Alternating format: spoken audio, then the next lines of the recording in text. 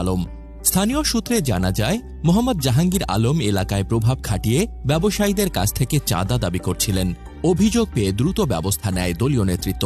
BNP ও যুবদল নেতারা বিষয়টি খতিয়ে দেখে তড়িৎ সিদ্ধান্ত নেন এবং তাকে বহিষ্কার করা হয়। জানা যায়, গাজীপুরের শ্রীপুরে প্রকাশ্যে রামদা নিয়ে মহড়া দিয়ে ঢাকা ময়মনসিংহ মহাসড়কের পাশে এমসি বাজার দখল করে চাঁদা তুলেছে একটি সংঘবদ্ধ দল। ওই দলের নেতৃত্ব দিচ্ছেন স্থানীয় এক বিএনপি নেতা। তিনি এখন থেকে বাজার নিয়ন্ত্রণ করবেন বলে সেখানে প্রকাশ্যে আজ এই সংবাদ সম্মেলনের মাধ্যমে আমি দল থেকে পদত্যাগ করার সিদ্ধান্ত নিচ্ছি।